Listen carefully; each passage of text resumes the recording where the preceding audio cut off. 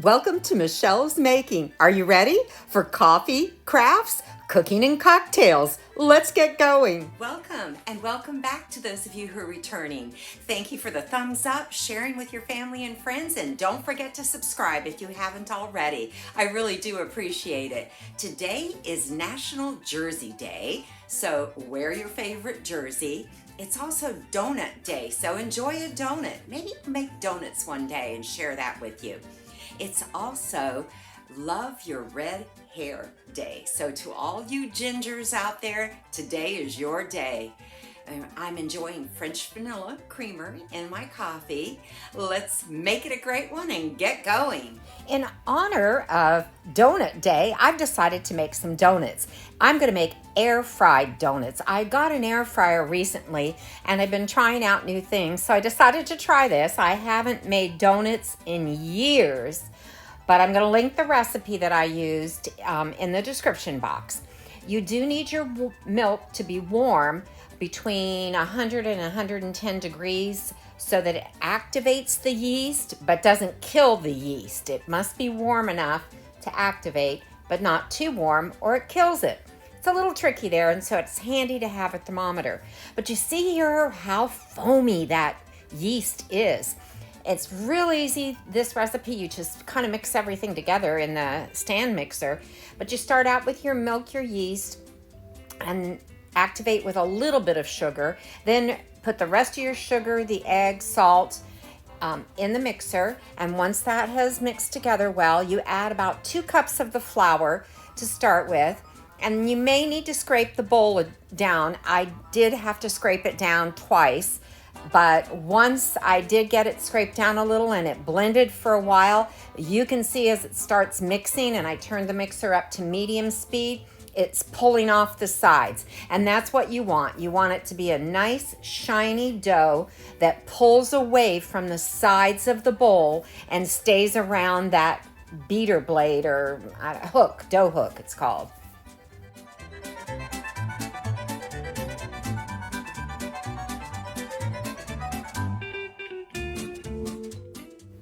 You mix for a while, which is 2 cups of the flour included, and then you add the final cup and turn it up to medium speed and let it mix until it's shiny and pulls from the sides.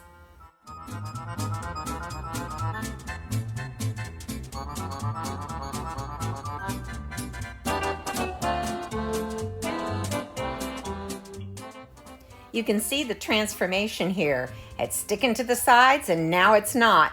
And it gets so smooth and tight that it doesn't even really stick to the dough hook or to your hands. You'll see as I'm pulling the dough off of the hook, it really doesn't even stick to my hands much and it doesn't stay on the dough hook at all. You spray your bowl with some non-stick cooking spray and also the saran wrap. Cover it, leave it in a warm place till it doubles in size. And then you're gonna punch it down before you roll it out because you want to get that air out of it and it'll make it easier to roll even, otherwise it would just keep springing back on itself. I think sometimes the thought of making donuts can be a little intimidating. And one of the things that's intimidating is when you're frying and you have a lot of oil heating up. It's a little scary sometimes and it can be quite messy. But that's why I decided to try it with the air fryer. Actually didn't have a donut cutter, so I used a round cookie cutter, and then I had a little tiny round canopy cutter. I used that for the center. And it worked okay. I was able to get the center out. I had to go back in and use it a second time to really separate that center from the ring. But I was able to do it, and the shape was pretty decent. But you can actually make donuts and bake them in your oven as well. But they turned out pretty good in the air fryer. They didn't look quite the same, but the taste was good. Both of my granddaughters have tried them and really enjoyed them and said they tasted pretty good. They said they looked a little funny, but they tasted really good.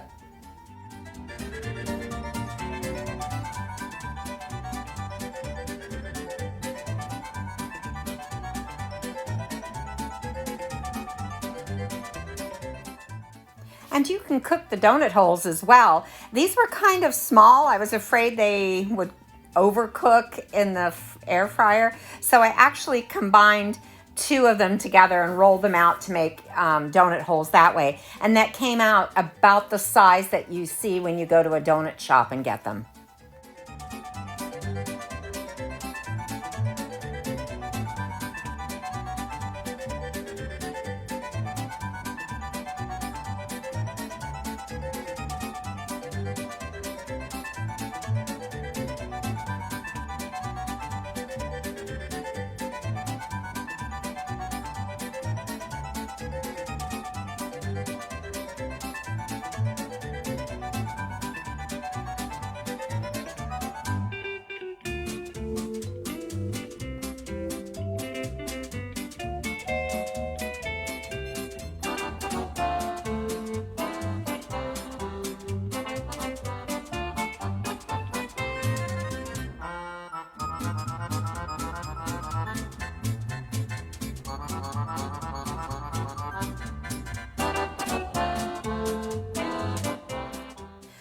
You're going to place these donuts on a lightly floured parchment lined cookie sheet, and you're going to cover them with plastic wrap that's been sprayed with the cooking spray and let them rise again. Now the second rising doesn't take quite as long. I think it took about 30 to 40 minutes. The first round of rising I let rise for an hour and a half.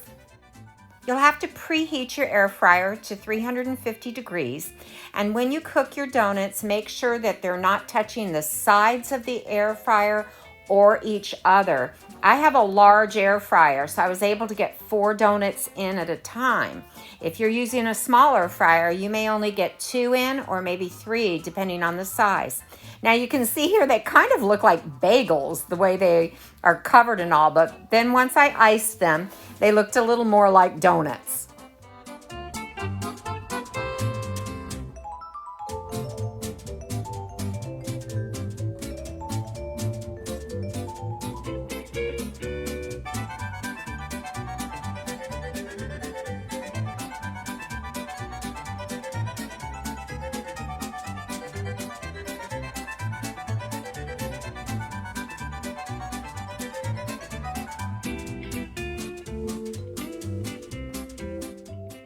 I made some chocolate icing as well, and all I did was add the cocoa powder to the recipe of butter and powdered sugar.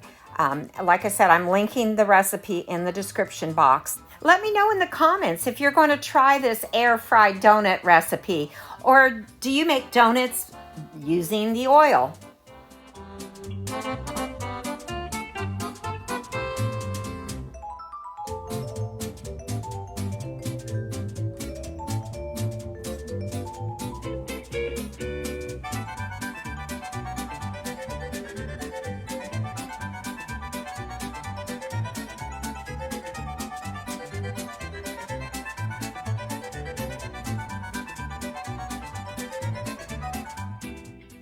And this made about a dozen donuts. So there you have it, air fried donuts.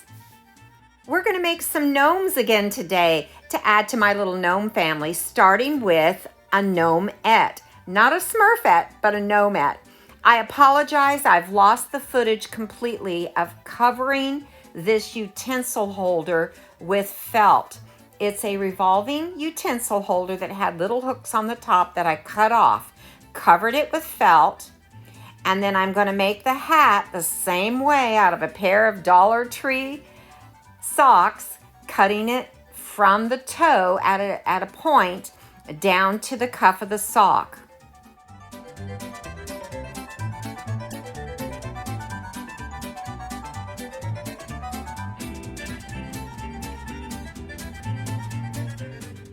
I'm going to make a messy bow for the top of the hat. And doing this, you just cut your ribbons, just a mismatched group of ribbons that can be the same color family or completely different and contrasting colors, but you cut them twice the length of the bow because you're going to gather it in the middle and it's going to flop down on itself. So I did about 5 inches here, and I cut 3 of each of my different ribbons. And then I layered them, just kind of crisscrossing them, but angling them a little bit, and took a final piece of ribbon and wrapped it around the center and tied it tight.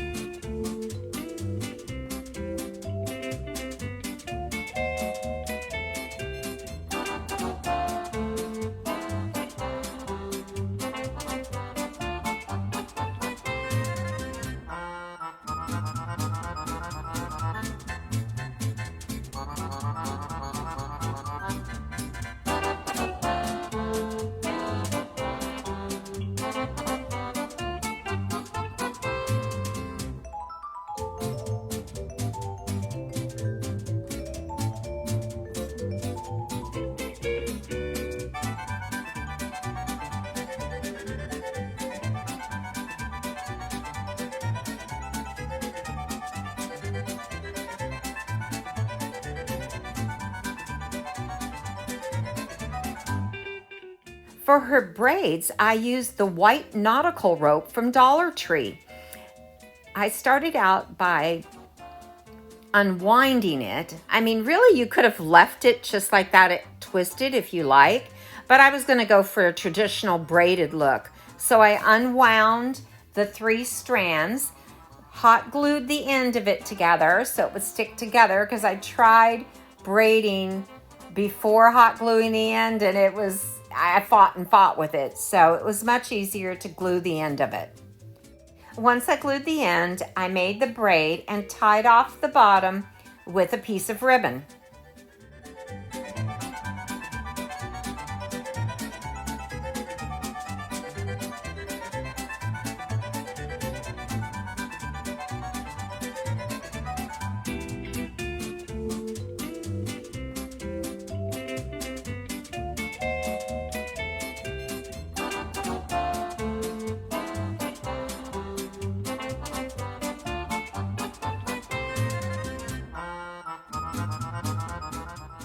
Just trim up the ends to even them out. And there's the first braid. Of course, we need 2, so I had to make a second one.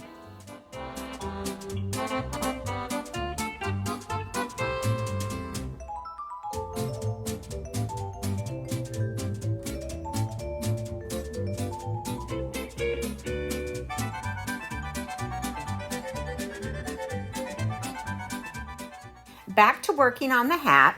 Now I glued the seam of the hat. Of course, turn the sock inside out, glue it down, turn it right side out. Be careful with the hot glue. Let it cool a second before you push too hard down on it, or you will burn your fingers.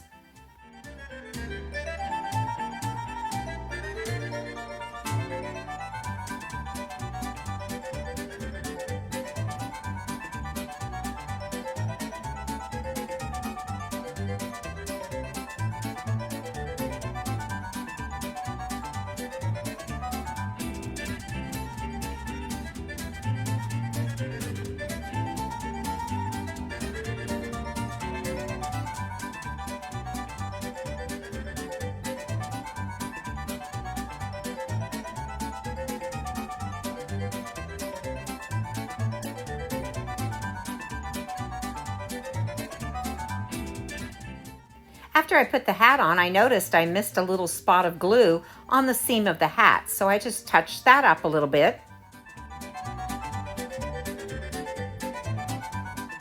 For the nose, I'm using another one of those hard rubber balls. Remember the pack of rubber balls I picked up at a yard sale? A pack of 4 for 25 cents, but that I had painted with some flesh tone paint. But put the nose on and then glued down the hat along the top of the nose.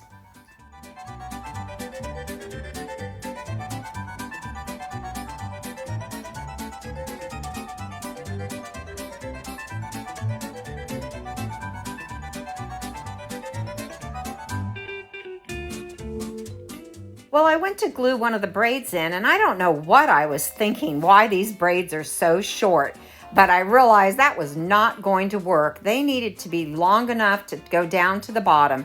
So I took that off and I made a couple of more long braids. Now I'm going to save these 2 short braids because it turns out they are going to be the perfect length for our next gnome.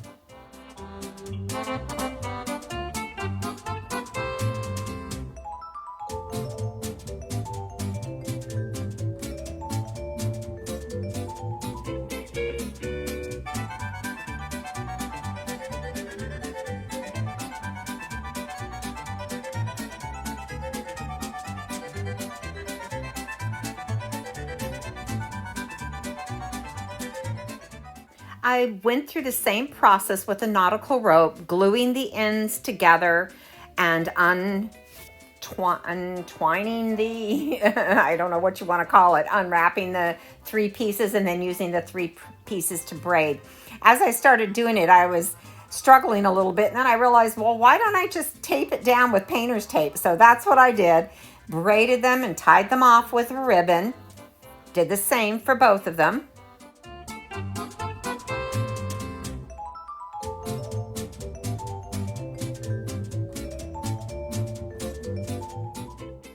I glued them both onto the gnome. And after doing that, I realized they were a little too long now. So I just moved the ribbon tie up on the braid and trimmed off the excess.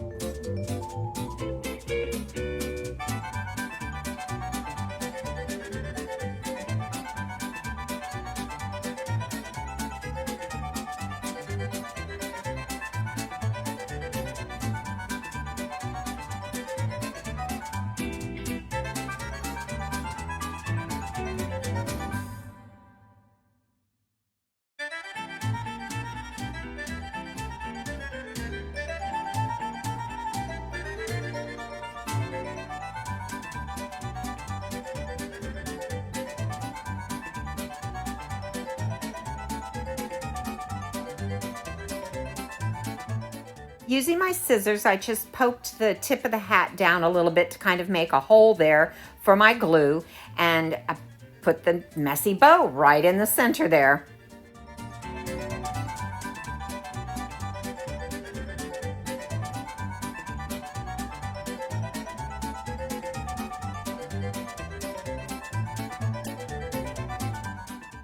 And there's my little Gnome-ette. I think she turned out adorable. What do you think of her? Let me know in the comments.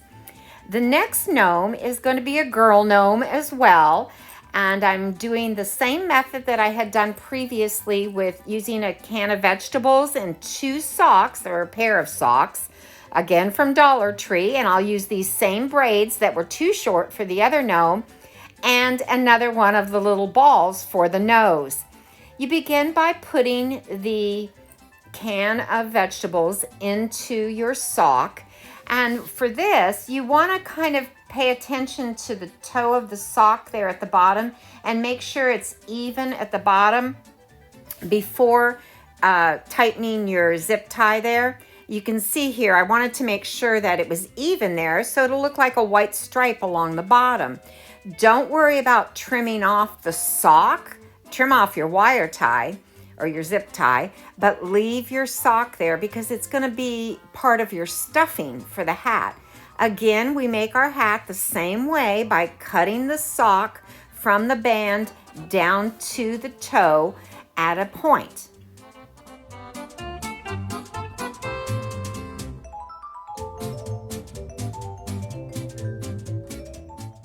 After gluing the hat, I turned it right side out, and I used a dowel to help push through the end of it there because it was kind of narrow and I couldn't really get my finger in there to do it. After it's turned right side out, I used some cotton balls to stuff it a little bit so it would stand up.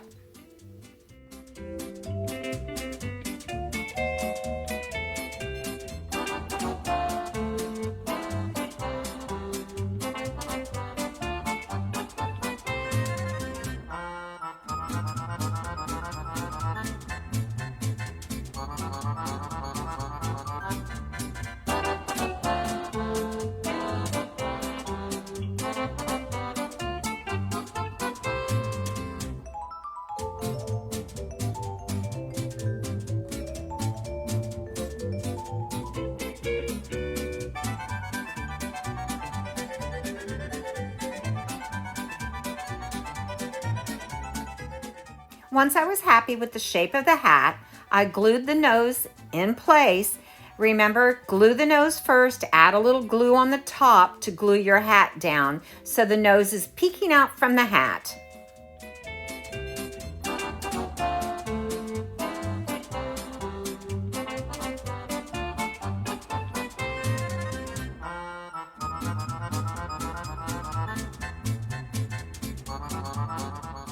Next, I glued the braids on, and you can see here, these are the perfect length for the can of vegetables. I was happy I was able to use them, and part of the work was already done before I got started with this gnome.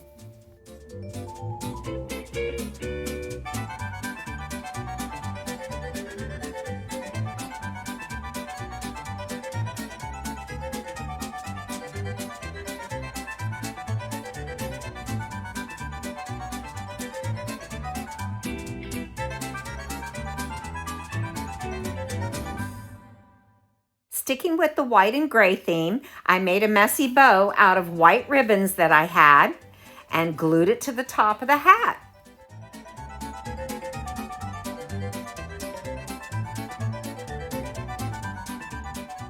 And there's my little gnome girl, all set to sit with the family. And here's the entire gnome family as it stands now. I think I'll keep adding to this family and it'll continue to grow. Now it's time for that adult beverage. Today I'm going to try a strawberry gin martini using triple sec indigo gin, which is infused with strawberry, and the strawberry margarita mix. So I blend that all together. Don't worry, the recipe is going to be in the description box. I'm kind of hit and miss with gin. Sometimes I like it and other times I don't really like it. But this was a very unique flavor, so give it a try and let me know in the comments if you like it. That's our strawberry gin martini. Well, folks, that's it for another week. Thank you so much for sticking with me. I really do appreciate it. Don't forget to subscribe. Make it a great week. Take time to stop and smell the coffee, and I'll see you next Friday.